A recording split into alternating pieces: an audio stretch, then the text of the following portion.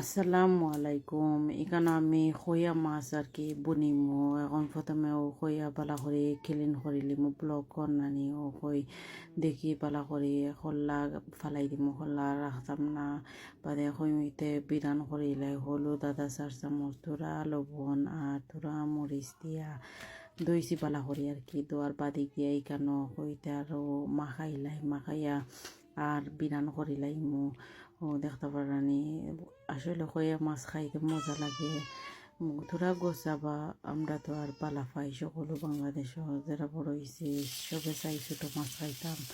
এখনও ফ্রাইং প্যানের মাঝে 2-4 চামচ তেল দিয়া আর ও মাছরে 6-7 মিনিট বলা রাখছি। ফ্রাইং প্যান বালা আছে করি আর কি, মাছ ভাঙ্গে না। ও মাছ করে হয়েছে আর মাছটা কইতে আর বিরান করিলাই, কারণ হইলে বরফের মাছও তোরা গন্ধ করে আমি বুঝি ট্রাই করি যেটা মাছ বিরান করা যায় ওটা বিরান করিলি মই এখনও বিরান করি লাইছি আর কি। দুই সাইড ওই দেখো এখন রেডি হয়ে গেছে। এখন হান্ডির মাঝে দিছি 3-4 চামচ তেল আর ছোটো সাইজর 2টা পেঁয়াজ দিছি আর কি, আর 2-3 পাকড়ি রসুন দিয়া বালা করে ব্রাউন কালার করছি। বাদে হলুদের গুঁড়া 1/4 চামচ, মরিচের গুঁড়া 1/4 চামচ আর ধনিয়ার গুঁড়া 1/4 চামচ আর তোরা রাঁধুনি পাঁচফোড়ন আমি দিলাইছি আর কি দিয়া। আর মশলার মাঝে 1/2 কাপ পানি দিছি দিয়া ভালো করে মশলাটা এখানে বুনি লাইছি। বোনার বাদে আরও 1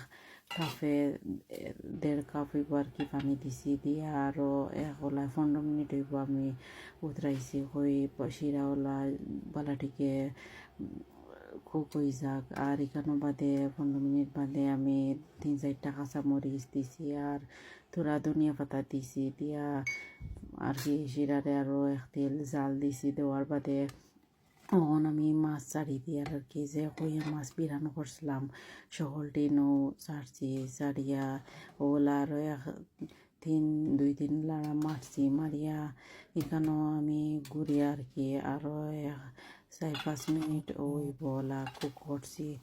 এখন 5 মিনিট বাদে আমি হিরিবার দরা ধনিয়া পাতা দিলাইছি। বোনা মাছের মাঝে আসলে মজা লাগে ধনিয়া পাতা দিলে। এখনও দেখো হয়ে গেছে, বেশি জাল দিতাম না, নাই ভাঙ্গি যাব। এখন রেডি হয়ে গেছে, খাইলিমু।